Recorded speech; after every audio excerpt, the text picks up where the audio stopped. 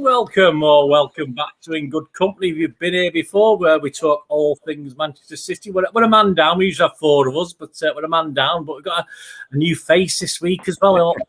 Exciting time. So I'll go to Stuart first, one of our regulars. Stuart, how are you, mate? You okay?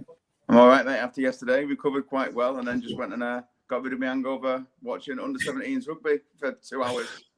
Well, you're in a new studio there, Stuart. What's happened to your old studio, mate? I'm just in a different house, mate. I'm having Sunday roast at someone's house. So they're downstairs. Your house hopping. Doing this. You've been kicked out. Come on, mate. Admit it. You've been kicked out, obviously. Yeah, something like that. Right, and our other guest today might be familiar to some of you if you're watching this program. We have young Ray on. Ray, how are you doing, Ray? I'm all right. I'm on. It looks like I'm on widescreen making up the guy at the moment. I'm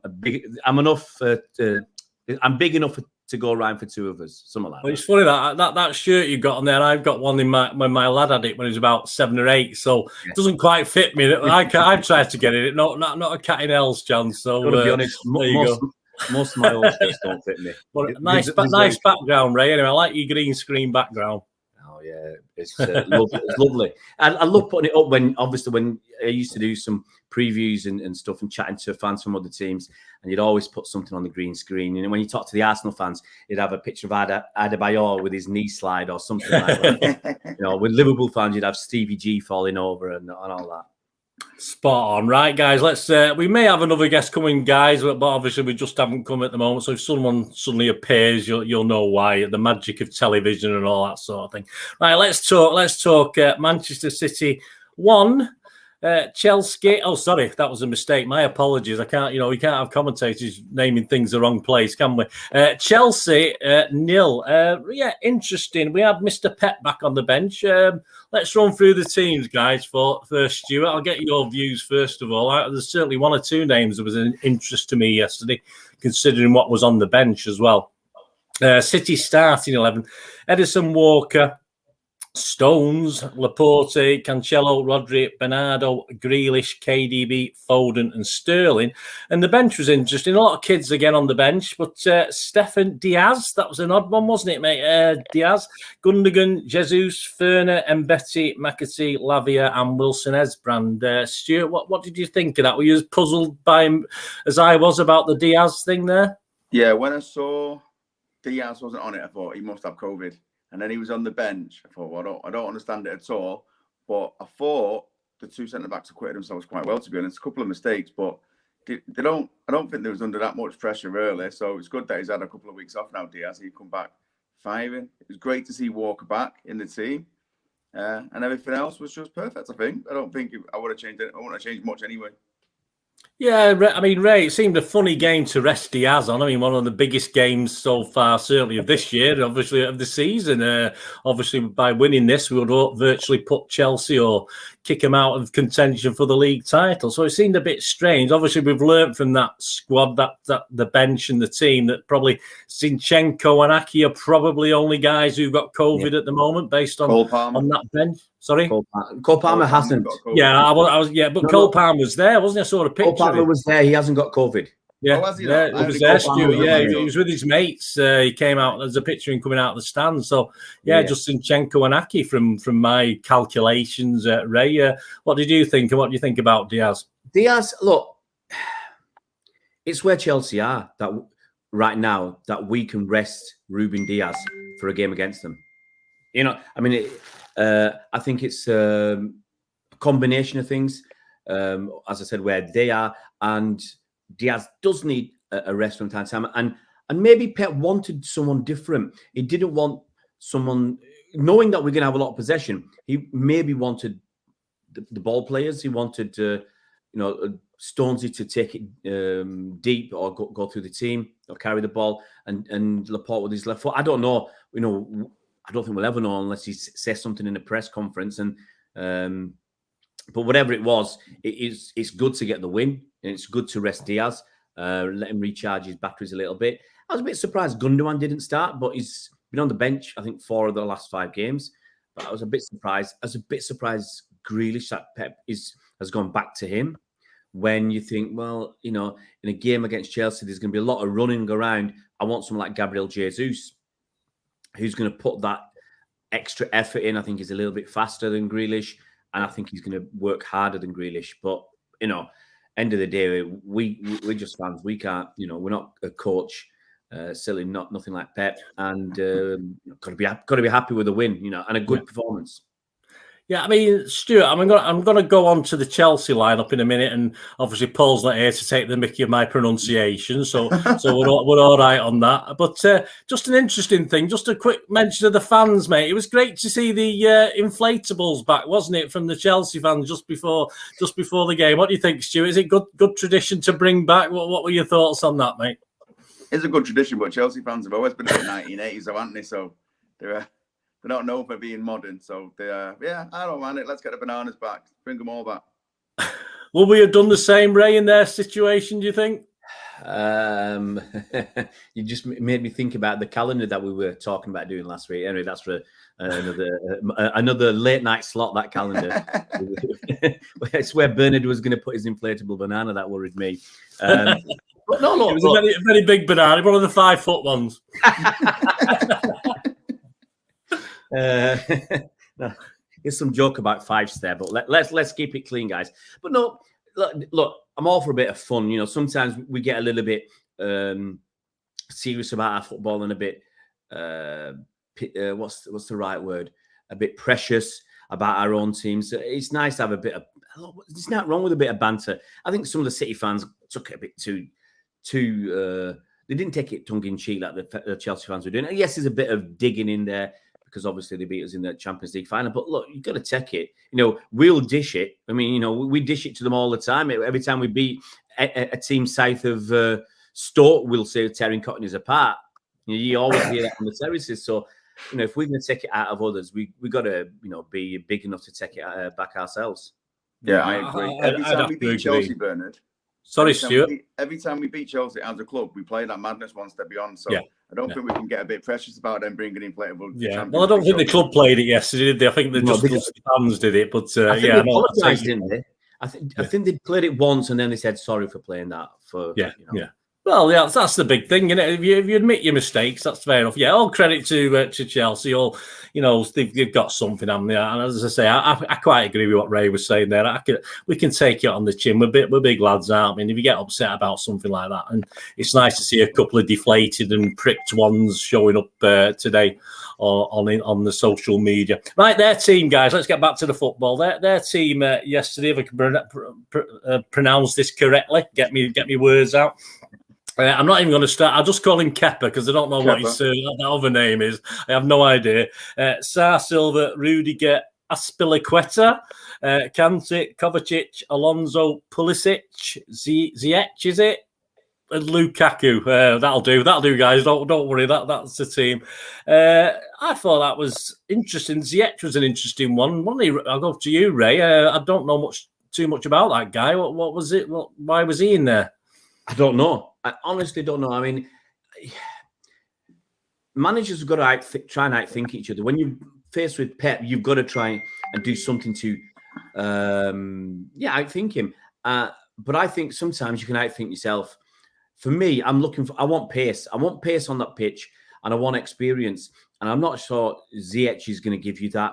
There were other people. A lot of people were surprised that Mason Mount wasn't starting the game. Callum Hudson-Odoi possibly for his extra pace, and maybe Werner. People have a pop at Werner, but I said before that Champions League final, even though he's not scoring goals, he's getting into good positions, creating chances, and he's stretching teams, and that's what he did to us to create that space for Havertz to waltz through and score.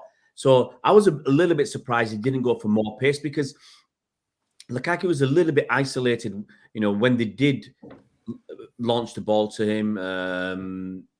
He wasn't holding it up well enough for long enough because there was no one there. And I think he just wanted to lay it off and move, and there was no one to lay it off to. So I think I would have personally gone for some more pace. But, Ziyech he hasn't really done it for me since he's been at Chelsea. Pulisic, Pulisic goes through phases where you think, wow, this guy's unbelievable. He'll have a purple patch, score a few goals, get some assists. take people on and look brilliant, and then he'll go through a down period, and I think he's just going through that right now. So I was a little bit surprised, but hey, look, if Tuchel wants to put out a slightly weakened team, I'm not going to complain.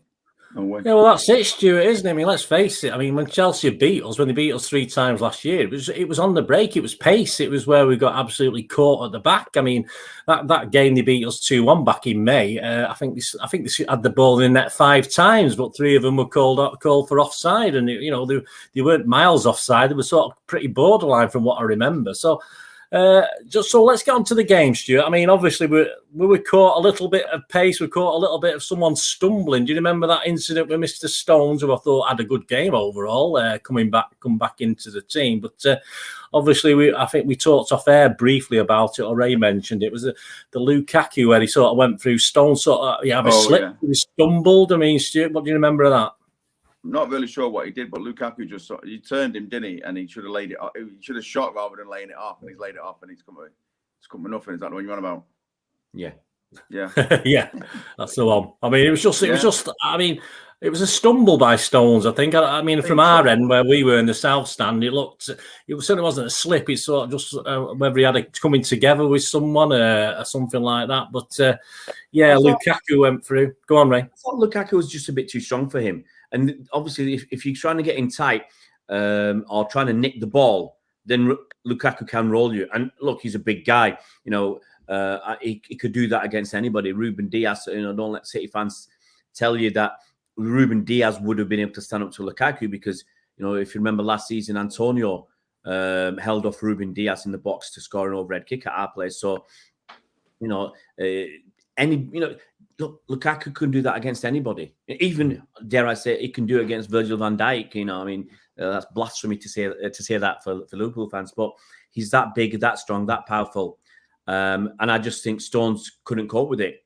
But I think he learned from it as well. And he didn't get in that tight again because there's no way Stones is going to, win a challenge against Lukaku like that. He has to be smart, and I think he did smarten up during the game.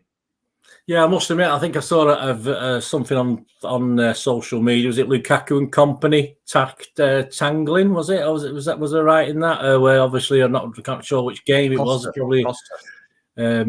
Was it Costa? Yeah, I mean that where you sort of have 50% of one and 6 of one, half a dozen of the other, where they're just that combative. But obviously Stones didn't even get anywhere near that sort of ability to do that sort of thing. So yeah, I think the mistake was in that was that Lukaku tried to lay it off, right? And obviously the guy was offside, wasn't he? He tried to lay it off to, rather than, as I think we said off there, Ray said he should have just gone for it. He should have just used his pace to go up the middle and at least get a shot in. And I think that was the first real Stuart. That was the first real chance of the game, and to be honest with you, it was quite quiet until about I don't think we missed anything until about 39 minutes when we had an incident with KDB pressing, and it sort of bounced for Grealish to have a go. Do you remember anything about that one on 39 minutes? I've seen it on the telly because I was at the bar trying to queue up. Well, yeah, 6 minutes before half time. Yeah, you probably went to about 10 minutes before. Yeah. No, yeah, but I think Grealish should have just lifted it over the goalie really, shouldn't he? Instead of trying to place it round him. And I think if he'd have lifted it, it's a goal, and then we're going 1-0 at half time. Boy, he's trying to be cute. Yeah, it's funny, isn't it? Because I mean, to me, he didn't do that much wrong. I thought Kepa did very, very well as a keeper. I thought he made himself big. He did the right sort of thing. And he said Grealish has got that little bit of, or you certainly think, Ray, don't you? Grealish has got that little bit of tactical nous to sort of lift it over him. But obviously, I wasn't too disappointed because I think I said on my little thing, guys, that once we went in 0-0, Ray, Tuchel's not going to change much, is he? To be honest with you. Yes and no, because they didn't really, apart from that Lukaku opportunity, they didn't really lay a glove on us. So maybe you think maybe he's going to change something up, but more than you're right, more likely is he's going to wait till, like most teams that come up to Manchester, he's going to wait till maybe the 80th minute, hope to still be in the game, and then be a little bit more expansive. So you're probably right. But Jack Grealish, see, I'd have loved him to score because I think he needs a big boost of confidence. And a goal against Chelsea would have given him that. I think he had a couple of touches, and it was slightly too far, and he just touched it rather than try to lift it. You know, I've said before, I love Ferran Torres when he was here. He would look to score. He'd look to put the ball in the net. And I think that we've got far too many players who are just happy to have a decent connection on target. I've seen it happen with Mahrez and Sterling and Gabriel Jesus. And if it's at the goalkeeper, he saves it. But Torres is always looking to pass it past the keeper. He's not looking just to hit it on target and hope. And I think that's something we need to do, because Kepa, he stood up a little bit, but when he went down, all Grealish has to do is just flick that over him, and it's a goal. And it was disappointing, because you think in a game like that we hadn't had any chances, and there weren't going to be many chances. And it's something and a lot of City fans are saying now, we're not clinical enough. We don't take those chances, and it's not because we haven't got a proper number 9. It's whatever it is. You know, whether we're a bit casual because we think, hey, we're going to get 5 or 6 chances. Someone's going to score in a minute. Let's not worry about it. Maybe that works for us or it works against. But, you know, there are games where you get very few chances and you just think you've got to start taking them, because, you know, in that second half, Chelsea could have scored. They would have been 1-0 up and we might not come back. Yeah, I mean, I'll come to you, Stu. While you stood at the bar about 10 minutes before half time, mate, waiting to get your beer. What were your thoughts? Do you think 0-0 half time? It's going to be a struggle, or are you still confident? I thought it was a strange approach by Chelsea, really, because a draw was not good for them in the grand scheme of things. To get a point, it didn't improve their position, and they really needed to come and win. So I thought they'd be a bit more expansive. So I thought second half they were going to come out and really go for it, but they didn't even then either, really. I don't know if it's us just being good or them not really having it in them to do it. Yeah, but I mean, I'll come to you, Ray. They did obviously they did look a little bit bright at the start of the second half, because after 48 minutes, Mr. Lukaku was involved in an excellent chance again for Chelsea to take the lead. Ray, what's your thoughts on that? Well, look, he got put through. He was on his left-hand side, and I think he should have used. I don't think he's a player who's got that little bit of guile, that little bit of impudence to chip the keeper. I think that's what he should have done on reflection. And he had a shot from outside the box. Edison had come out a long way, you know. Edison made a good save, but I just think, you know, if that had been somebody else, if that had been Salah, would Salah have chipped it over him? I think he would. You know, and I just don't think Lukaku's got that in him. But it was a good chance and it was a good save. So, you know, it also told us that we still had to be extremely careful, because Chelsea were there. I mean, I actually think Chelsea would have been happy with the point. Chelsea would have been happy with the point, because they look at the league table and say, look, with you know, we were 10 points behind. You know, even if we win, we'll be 7 points behind. You know, there's still 16 games to go, but City will need to lose 3. We need to win 3. It's going to be very, very difficult. So I think they were just, you know, rather than take a risk and get opened up and ripped apart by us, they'd be happy for a point and then in the last 10 or 15 minutes go for it. So, you know, at least it got us, it made us aware straight away at the start of that second half that we had to stay awake. Well, that was it, Stu. As you said before at half time, obviously, you say Chelsea didn't really do it, and they didn't really do much after that first chance very early on. And we're going, even City, we kept probing, we kept having a go. We might have had a couple of half chances, but we'll go to 70 minutes where obviously all hell broke loose on the old terraces. The old bar must have been rocking, mate, Stu, at that time, although they probably shut it. They shut it by then, hadn't they? So you'd have to go back into the stand and join the rest of us. So what do you think of that 70 minutes? I mean, I think it all started, was it from a Laporte defensive header? And what do you remember of that goal, mate? I thought at one point I was screaming for De Bruyne to go down because it looked like he'd got fouled, and then he just kept on going. And then he just cracked it. And it's an actual pearler of a goal. And it's a good run. I thought he was fouled in the build up to it, but it didn't really matter in the grand scheme of things, did it? Because he's scored the goal that won us the game. Well, that's it. I think Ray played to the strengths of the fact that obviously the keeper was going to be unsighted, I think, and he just hit the ball at the right time, didn't he? Because Kepa could have possibly saved that if he'd had a full sight of it, but obviously that split second of the ball, KDB carrying it just in front of that defender gave him that extra little split second to put it in the corner, and Kepa couldn't get to it. Yeah, obviously that's just brilliant from KDB, Ray, wasn't it? Yeah. I mean, I think Kepa was a bit unlucky. Like you say, he was unsighted, but also it looked like he was going the other way. He transferred his weight, and when the shot came in, if you see it on a replay from behind the goal, he does a dive, and he's never going to reach it with a dive because his weight was on the other foot. And I just think if he'd managed to make a small step, or he was a bit more centrally weighted, he could have made that little step and then the dive. And I think he could have got his fingers to that and maybe pushed it wide. But by the time he saw it, I think the dive was futile. I've got to give a mention to Cancelo, because it was his pass to KDB. And we did 2 or 3 little passes around our third. And Cancelo did this first time pass, I think, around Kante, right into the path of KDB.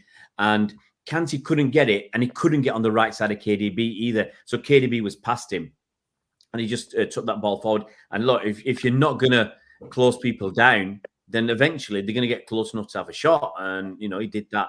And it was a cracking finish. Yeah, I mean, obviously, again, I didn't expect an onslaught from Chelsea because they haven't been playing that sort of game. But if you look at the sort of stats graph for pressure, you did have a little bit of pressure after that goal. And I think one of the main things, Stuart, we had a Laporte block that may have been on its way into the goal. I'm not too sure who actually hit it, but Laporte got his body in front of it and stopped it. But obviously, we still perhaps needed a second one. We're never quite happy, even though I think even I was fairly confident at 1-0 we could hold on to it, because of the way the Chelsea were playing. But 83 minutes, I don't know if you remember this one, Stuart, but obviously some great work down the right by Sterling, who did it a few times in the game. And obviously he put it back to Foden. I just thought that was gonna hit the top corner. Do you remember that one, mate? And Foden just leant back and blasted it over. We weren't sure from our end whether it hit the bar or not, but I think I saw it. I think he just skied it, didn't he? Yeah. Well, I thought Sterling had a pretty good game. It looks like he's getting back to where he was. Maybe his confidence is coming back. And I think we had a few chances that just got whipped right across the front of this, across the 6-yard box. And I think, I know Ray said before, it's not because we've not got a number 9, but if we had like a proper goal poacher striker there, there's going to be someone running in to get a foot on them, and maybe it would have been 2 or 3. But 1 is always a bit nervy in it when it's 1. But we said it'd be close last week, didn't we? Yeah. Well, that's it. I mean, as I say, for me, I'm a glass half full guy at the best of times, but I didn't see where Chelsea were going to get a goal from, because he just didn't have that industry. Once he'd lost the draw option, which, as Ray said there before, I totally agree. I thought they were happy to come for a draw and just go home still 10 points behind. That's how I looked at it. And if they got a win, great. But I think that's Tuchel's tactics. But obviously, Ray, interestingly enough, Tuchel after the game said he thought they deserved a draw. What do you think about that? He's just gassing into. He's got to say something. On one hand, he admits that we're a good team, and we were, and everybody knows we're better at this moment. We're on a good run, but he's got to say something for the troops and the Chelsea fans. So I just think it's one of those made for camera moments where he says we deserved a draw. They didn't deserve anything from that game. If you don't risk anything, then why do you deserve anything? Well, Stuart, I think we've hinted at it or intimated at it before, but is that Chelsea out of it now? Is that Chelsea out of the league title race? I think so, yeah. I think to be 13 points behind and I've played the same amount of games as us, I think that's too much for him to claw back, especially on that performance yesterday, that they don't look like mounting a challenge. Yeah, Ray, just look at some of the players. Just look at a couple of Chelsea players. Obviously, before the season started, we had all this Harry Kane business, and people were sort of a bit disgruntled. Lukaku's gone for 98 million to Chelsea. Why didn't we have a goal for him? Obviously, Kevin De Bruyne, the KDB links, etc., etc. Why didn't we have a goal for him? I mean, what you're thinking on Lukaku, mate? Obviously, yesterday, would you have been happy for City to actually take him? It's easy in hindsight because we've seen what he's done at Chelsea, So it's easy for me to say, well, I would never have taken him. But look, he scores goals. You can't deny that. He scored plenty of goals at Everton, plenty of goals at West Brom before that, plenty of goals at Inter. You can't knock the guy. He scored lots of goals. He started off okay at United, then it just went downhill from there. But I'm not sure. I mean, I've always said his touch isn't that good. It's not good enough. And Pep wants players who can get the ball, control the ball, keep the ball, pass the ball. And Lukaku can't do much of any of them. His strengths are different to what we need. When we talk about Harry Kane, I'm quite happy with Harry Kane because he does all that. He gets the ball, keeps the ball, lays it off, gets assists, drops deep and everything else. That's what we want from a 9, false 9 or whatever. We don't want what Lukaku's offering. He's got that pace and power, but when teams are playing with 5 at the back, is the pace and power going to make much difference to us? I don't think so. So, and for the money, I don't know. I mean, for me, if we were going to get someone, it was Harry Kane, or save your money for the summer and take a punt at Haaland. Right, the guys watching this may have noticed an interloper. Can you hear us, Paul? Yeah, I thought we were starting at 4:30. Oh, unbelievable! Hey, he just got out of the bar, guys. That's his excuse. So no, I've just woke up.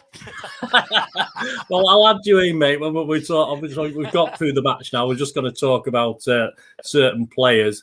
I'll just ask Stuart, and then I'll come to you, Paul. Stuart, really, about another Chelsea guy that's been sort of asking to come to City, or his agent has been quoting City as being interested, not for a million years did I want this bloke at my club. I don't know if you know who I'm going to be talking about, but a certain guy called Rudiger. I mean, what are your thoughts on him, mate? He's been linked to City recently.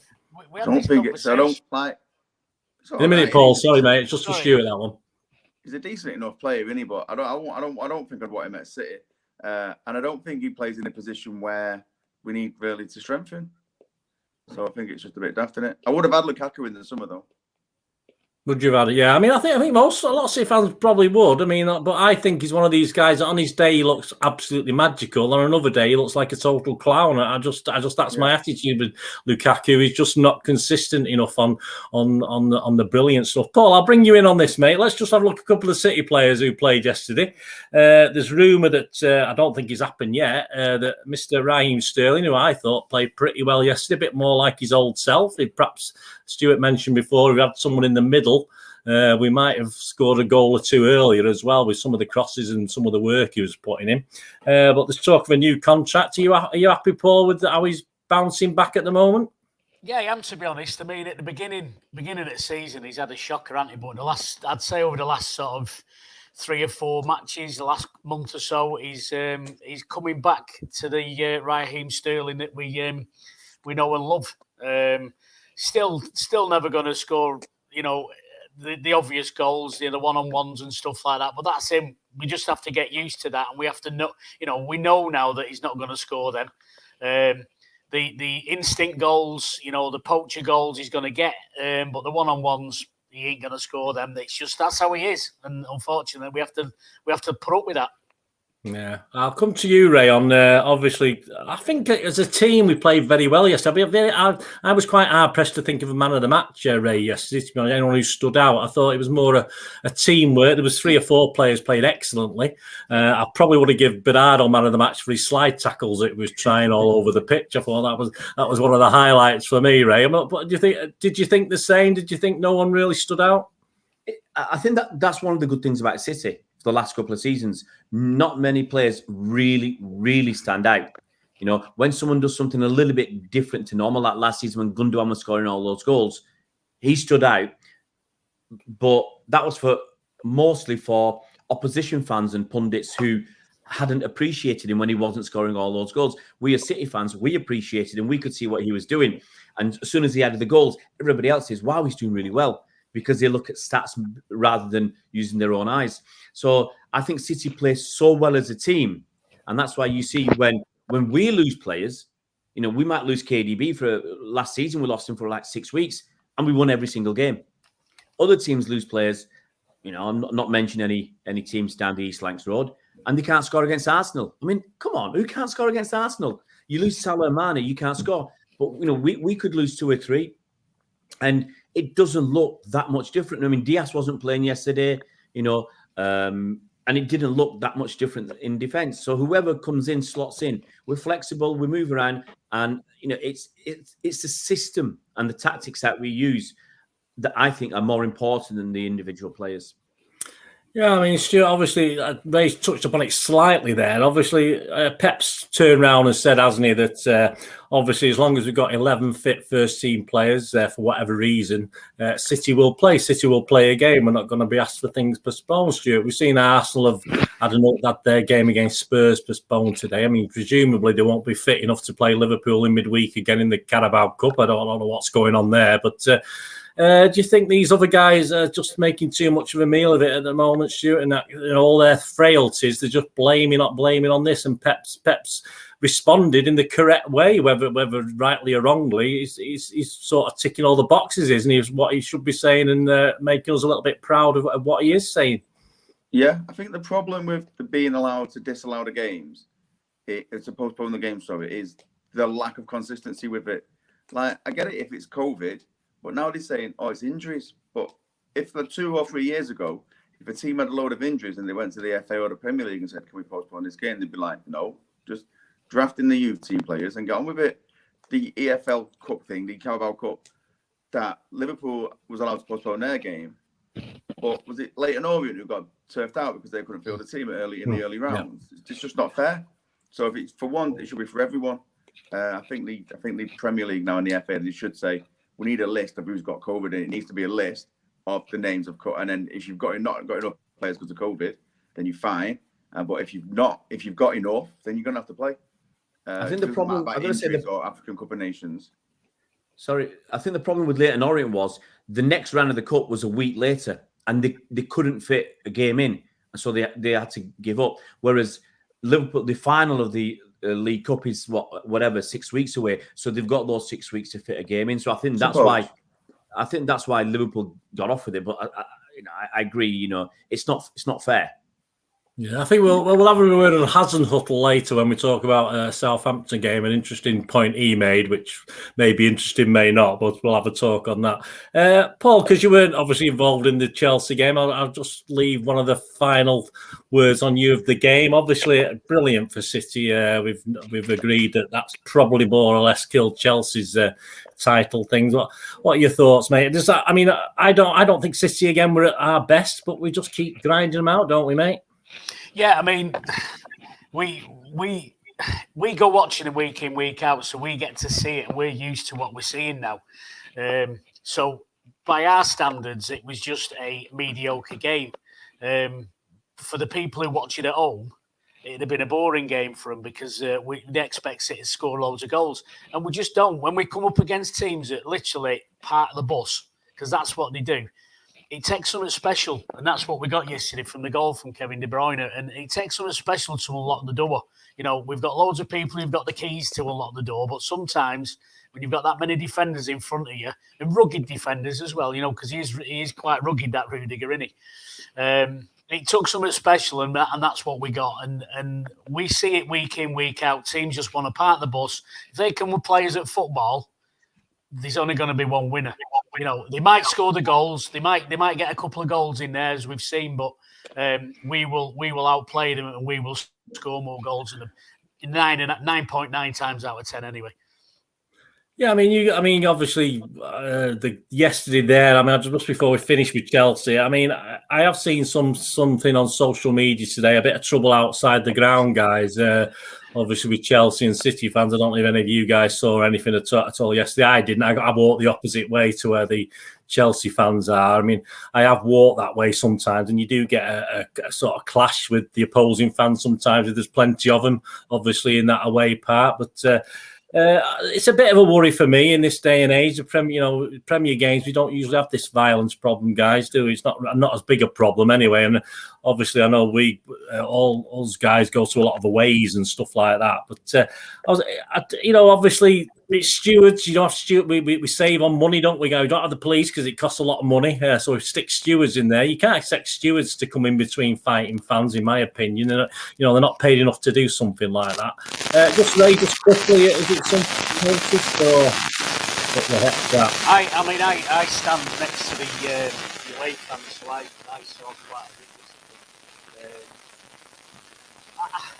bit. The common denominator there is called Colombian marching powder, and pretty much every one of the Chelsea fans that I saw were just... Can I just stop you a minute, Paul? There's just a bit of feedback there. Anyone know what it is? Just a bit of feedback, a bit of crackling coming through from somewhere. I know, is it mine now? No, it's gone. It's okay, it's gone. Yeah, sorry, mate, Paul. Yeah, leave your hand up there, Stuart. Just move the aerial a bit, you'll be right. Yeah, I mean, they all disappeared. They were disappearing every 10 minutes during the game and then coming back wired. So I'm sorry, but cocaine has a lot to do with what happened yesterday. I would suggest, they were a very strange set of fans anyway. But coming outside the ground afterwards, it's on the opposite side to where I'm on like block 111 side. It was the other side of the away fans that the trouble started pretty much 5 minutes after leaving the ground after the game. But they should have kept them back, to be honest. They let them all out together, and that's going to happen. It's going to happen. There's not the police presence that there used to be. And to be fair to the stewards that were on duty at that area, they all did run over. I know a couple of lads that do the stewarding there, and they're more than capable of handling themselves. And they are the sort of rapid response unit which will go in, and they're not your standard steward that just stands and ushers and tells you to stop swearing and things like that. So these guys. The guys that did go in, and I saw them going in to break up the fight. It was handbags at dawn. I think there was nothing major to it, but I think it is down to the fact that there are definitely not enough police on on duty on the day, and they only come into the ground if there is an issue. We saw them there yesterday with the helmets and all the rest of it, ready to.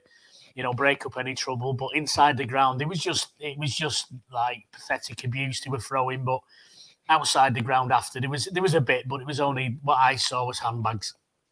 Yeah. Anything, Ray, to add to that? Anything specific? No. Look, these days you don't get much, and you guys are saying there's less police there, partly because there's less trouble, and partly some people say because of the cost. And generally, most away fans come to City expecting that they're having a day out, and they take their beating and they go home, and they have a bit of banter, you have a few laughs, and there's no problem. Occasionally, you'll get some clubs who, have got this opinion of themselves that obviously they're the Champions League winners, champions of Europe. I mean, they keep telling us. And maybe a few of them, got a little bit too excited and carried away, and were a bit disappointed at being embarrassed during the game, and they take it a bit too far. But generally, as I said, most fans come, they take the beating and they go home, and they don't cry about it. Whereas a few, I think it's just. Sorry, Ray. I think it's the Southern fans. I think you tend to find the ones wearing the tight jeans and the brown shoes. They seem to be the ones who have a big problem. So West Ham are all right. Never too much problem with West Ham, but I think your established London clubs seem to be the ones who sulk a bit. You got to include United fans in that as well. Oh yeah, they're the same, aren't they? Like I say, they're all most of them are from London anyway. Established London clubs. That's it. With zebra just before we leave that, Stuart. Obviously, what are your views on that? Obviously, do you take your lad to the games? Have you seen anything like that? Don't really see much trouble anywhere early these days, and I didn't see anything yesterday. We're 118, so we're a bit further away. So by the time we're just out and up to the pub at the end of the road anyway. So we don't even don't see an away fan on the way out because of the way we just make a quick exit. Really, I have to agree with Paul and Ray. I think it's just obviously Tottenham fans have got the biggest gobs in the world. My apologies, Tottenham fans, but you have. It's as simple as that. When you it's just very loud, very big gobbed, and that's all there is. I saw one Tottenham fan. at the Carabao Cup final because of the way the isolation worked, of course, with the COVID. I only saw one, and he just started belting out this song on his own, stood on his own. That's just one guy on his own. So it just convinced me they're all like that. Just big gobs, and Arsenal fans I don't think are quite as bad, but they're not far. And I think sometimes teams coming up from the Championship, no disrespect to Leeds or anything like that, but again, I think they've got to have to learn it's a bit of a nicer clientele in the Premier League, guys. You can't be winding us up and causing too much trouble, when you come up from the Championship. But anyway, that interests me. I just thought I'd ask you guys, right? Just a quick word, it doesn't affect us that much, or I don't think it does. I've been just looking at transfer news, guys. Stuart, I mean, obviously, I've seen things that were monitoring players. Still going on about Aki going to Inter Milan. Obviously, we've lost the centre half lad, Taylor Harwood Bellis, is it? He's gone to Stoke, hasn't he? He's gone to Stoke, is it? He's gone. Yeah. Was that a loan deal? Loan.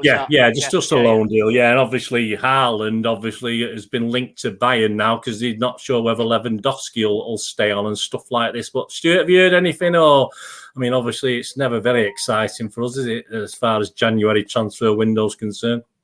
Yeah, nothing. I was one of my memories flashed up the other day on Facebook. I said on this day 7 years ago, it was we signed Wilfred Boney, and I thought, maybe we're all hope's not gone yet. Maybe we can still get someone.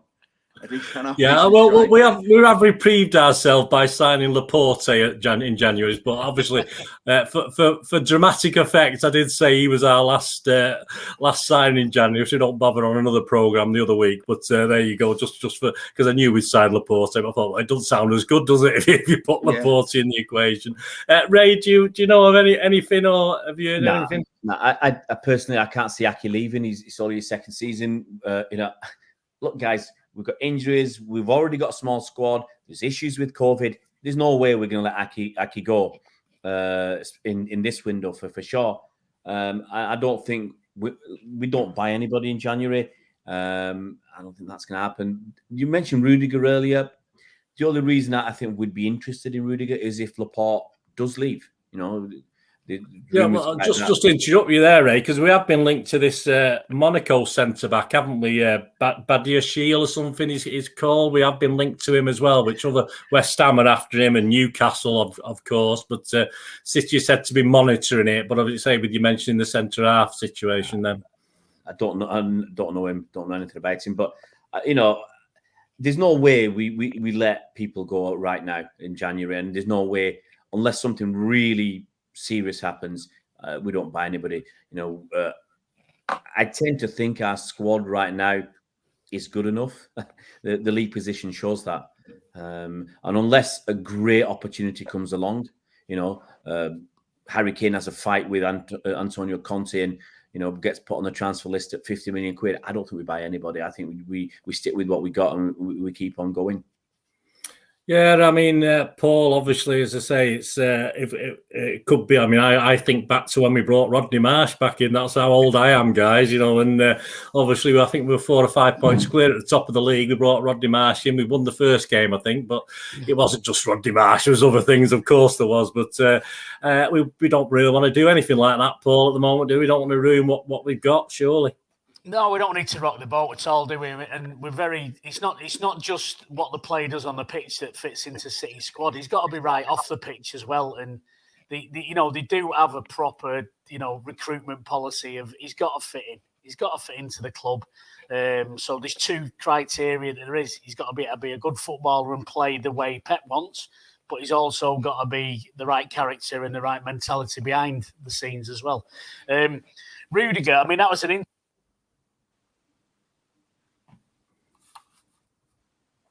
Is your sound gone, mate? Yeah, he's never sounded better, has he? We're back. I heard a noise. Are you on? Is he laughing? he's on mute. He's on mute, isn't he? He's on mute. Yeah, he's pulled out his thing, I think. We better put it back in. Yeah, he's pulled his cord out. All right. I thought you had a better camera than us, Stu. No, you're still not there, mate. Not there, mate. Your mic isn't connected, Paul. The wonders of live TV. You're still not connected, He's mate. On mute. He must be on mute. He must have pressed mute. Yeah, I can't. There we go. I think. No, it's gone again.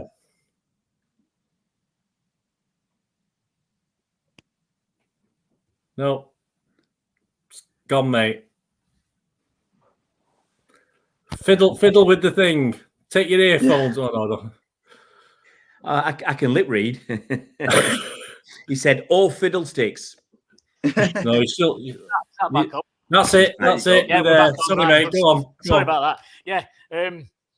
I forgot what. So yeah, Rudiger. Sorry, we were talking on the touchlines yesterday, and I sort of said that he's the kind of player that you hate, but if he played for you, you probably like him because he's a bit nasty and he leaves a foot in, doesn't he? So whether we'd sign him, like Ray said, we'd only sign him if we lost a player in that position. We don't need to sign him, and he's not that outstanding that we'd want to rock the boat in what we've got. So, no, I don't think we'll be signing anybody unless it's some sort of pre-contractual agreement behind the scenes kind of thing.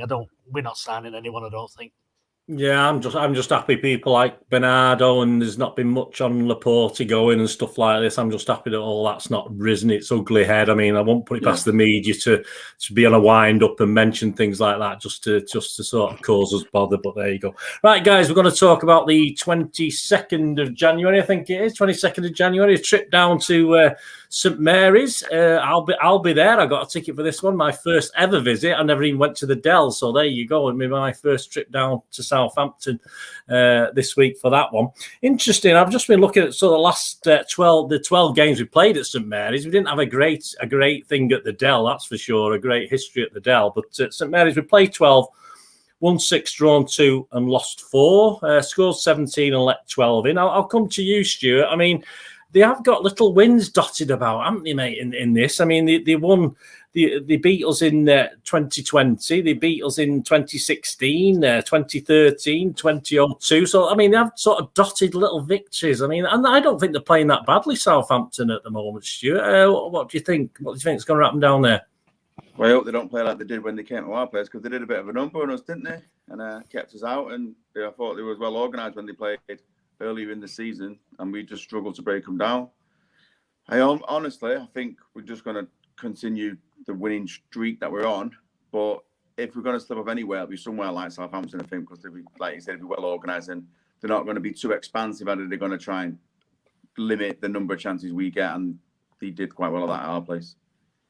Well, Ray, we might have to look out for Mr. Ward-Prowse's free kicks from about 40 yards, might we, based on what I saw last night, obviously on the old match of the day there. But they do try and play football, Ray, don't they? And the sort of team that, in theory, we sort of handle a bit better, don't we? Because they do try and play a little bit of football. But you think it's a bit of a banana skin, or do you think we'll be all right? There's always a few teams out there that cause us trouble now and again. We've seen it with Palace. We've seen it with Spurs. And we see it with Southampton. Getting wins and didn't they beat us last season at our place and they got a draw with us this season? I can't remember everything. They had a draw earlier in the season with them. Yeah, there was a 0-0. So, there are bits of bogey teams out there, and then we'll go right out and get that last minute winner back like we did back in 2018. So they're a decent side. They've got decent players, and it's a shame for them that they keep losing. All those places, Liverpool and wherever, because if they kept half the players they've lost, they'd be a great side. But I'd like to think we're in such good.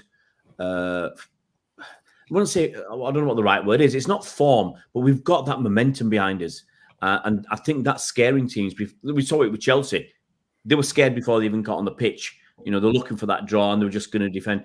And Saints are going to do the same. I think Saints will probably do a better job than Chelsea.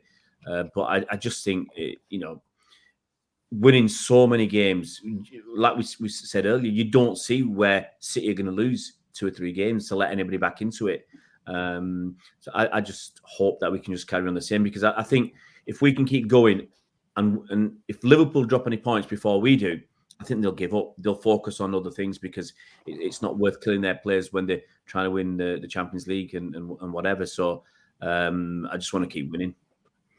Yeah, I mean, Paul, obviously we talk about psychological effect on Liverpool. Obviously, we've totally had that on Chelsea. And obviously, Southampton themselves, I mean, they played very well at Wolves yesterday. I watched back a little bit of that game. And, obviously, they actually tated Wolves, but obviously the keeper had a marvellous game for them. But, I mean, obviously, psychologically, if we can beat Southampton, we have to play Liverpool at the Etihad, but I mean, we keep on winning these games like Southampton, which looks a tough one. We'll psychologically, Liverpool will just be, by the time we play them, it might be all over, mate. What do you think? Yeah, I think the problem I've got is I still have that same old City, the typical old City kind of attitude in my head, and I can't shake it.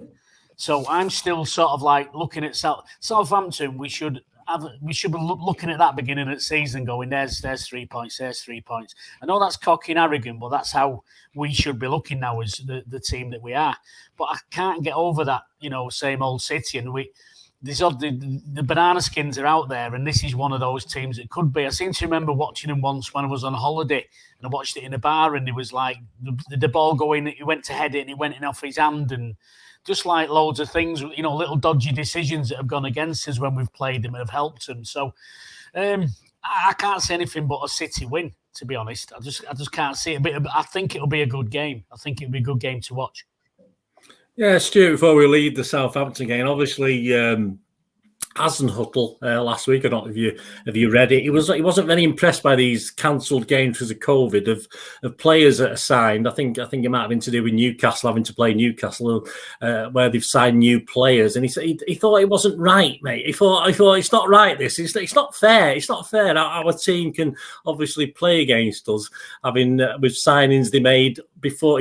Before obviously they should have played us before with COVID, this COVID situation. I mean, what were your thoughts on that, Stuart? It's a bit. I quite like Hasenhüttl, I must admit. I thought it was all right, but he's pushing it a bit, mate. And with that, it's a bit of a far out thing, isn't it? I suppose you can't sign anyone, and you can't play him. It is what it is. The game's played when the game's played. If he's played after January and they've signed players, they've signed players. So I don't know. I suppose he's got his reasons for saying it. Could you imagine if City started saying something like that? People without saying, "No, we can't do it. We're not having it. You can't play your players." It'd be a meltdown in the press, wouldn't there? So I don't care what he says, but I think he's got a reason for saying it, hasn't he? But it's a bit far out there for me. Well, it's unusual, Ray, isn't it? I mean, he's not one of the favourites to get sacked or anything like that. He's doing quite well. I think, as you say, he's done pretty well with Southampton. I mean, they performed better. If they hadn't lost all these players over the years, it'd be a cracking team. I think, Ray, what would have made him think this? I mean, let's face it. If you have a rearranged game because of, say, there's fog and you have a game cancelled, and obviously it falls 3 months later and other players have been signed, it's the same difference. It doesn't make any difference whether it's COVID or whatever, does it? I mean, what's his thinking? Has his bottle gone already, or what? Maybe he's put the white flag up before the game. I don't know. Well, here's the thing: if you sold a player, yeah, if Newcastle United sell a player, and then they have to play Southampton, can they recall that player? Or if a player gets injured, do they say, well, he's broke his leg. Let's wait till his leg's fixed, yeah? Or do they bring him onto the pitch on crutches to play the game? It's a ludicrous idea. I think, obviously, he's miffed. He's not happy about the situation. They want to play the games for whatever reason. Maybe they're in a good run of strong mentality, decent form or whatever, and they wanted the game to be played. Some teams want to keep playing. So, you hear these things about players who just want to play every 3 or 4 days. Some of them, they just want to keep playing rather than training. And whatever the reason, they wanted to play the game, and they just think that Newcastle have got an advantage. And is it Hasenhüttl saying that, or is it coming from the chairman, the owners? Because all these clubs are against Newcastle now. Voting things. Putting that embargo on them, buying players for a while, putting that embargo on, or trying to do something about owner. Sponsorship, that's the one. Thanks, mate. And yeah. So everybody's against them. So it maybe it just fits the narrative that everybody's against Newcastle. Let's stick the boot in again as well. So I don't know where it's come from. And you're right. It's not like him, because you think he's actually a decent fella. Doing the best with what he's got. Yeah, Paul. Obviously, we'll leave the final word on this Southampton game with you, mate. I mean, obviously. Hasenhüttl, potential City manager perhaps for the future, who knows, but tongue in cheek. But yeah, I mean, he's under pressure. He doesn't seem to be under pressure, but obviously, as Ray said there, we don't know where. Apparently, it came out of Hasenhüttl's mouth. Obviously, whether he was coached into saying it, I'm not too sure. But yeah, there's nothing in it, Paul, is there? I blame Klopp. To be honest, we've got to have a podcast and mention him, haven't we? I just blame Klopp. He comes out with all these excuses and stuff. I mean, what the teams do. So, at the beginning of the season, they've got all the players back from the World Cups and all the rest of it. And they look at the team sheets and they think, oh, God, City's strong this year. Then come out and go, oh, I don't want to play this game this year. I'm not playing this game this year. I'm taking my ball on because City too strong on paper. So that's it. We're not playing. That's what it seems to be. And it's like, football's turning soft as it is with all the prima donna rolling around and all that business. And, we don't need any of this. Just get on with it. Just get on with the football. And, if you put your team out and if your team's not as good enough to beat that team, that's tough. That's what a competition's all about. So when, like Ray said, when you get an injury, what do you do? Just sort of like, oh, we can't play this game because my star striker's injured. Or, Harry Kane or Mo Salah gets injured at half time. So the Klopp pulls the team off. No, we can't carry on because we've got an injury. Well, I don't mean it like that, but you know what I mean.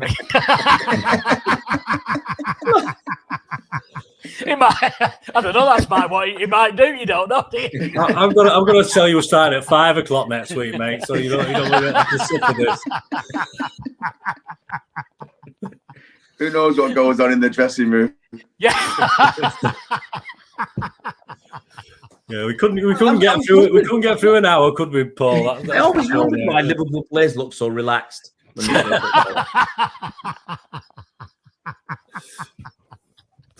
Well, I think on that note, guys. I mean, yeah, interesting fact actually. When I read those the 12 games at St Mary's, you look at the goals. We've only scored 17 in 12 games, so we're not expecting a 3, 4, 5, 6-0 here, guys. I think 3 is the most we've ever scored at Southampton. So it's going to be another cagey one or another half glass full. Oh God, let's get a second quick before Southampton get one back. But that'll be me anyway. But I'm never as bad when I'm there. When I'm actually physically in a crowd, I don't know about you guys. If I'm actually physically in a crowd, and even if we get beat, I'm actually better than watching it on TV or something like that. I can cope with stuff better if I'm there. You can shout and scream. Yeah. When you're at a game and nobody thinks you're bonkers, you start shouting and screaming at all. You got that initial, with your friend, with other, even strangers. Even if you get beat, you've got that. You can share your anger or your frustration with other fellow City fans as well. Do that at home. You get your neighbours banging on the door. The police, the next door's gone potty. But in a football crowd, it's normal behaviour. Yeah. Well, let's hope because it's a break after this, guys. So obviously we should go full strength. That's for sure. Because we've got a 2-week break after this game until we play. Is it Brentford? I can't remember who we're playing next. Oh, the cup, isn't it? The cup. Yeah, up for the cup. So we'll be back for that, obviously. But my thanks anyway to Stuart. Paul belatedly, obviously, and plus his sound problems. Never easy when Paul's involved, and of course Ray for stepping in the breach as well. It's been fantastic with you guys, much appreciated. I hope everybody out there's enjoyed this today as we look back at a wonderful. Let's say we will look back at Manchester City 1, Chelsea 0. We'll take that, guys, and onwards and upwards, and we'll catch you all hopefully on In Good Company next week. So thanks everybody for watching the program, and we'll see you all again very, very soon. Cheers, mate.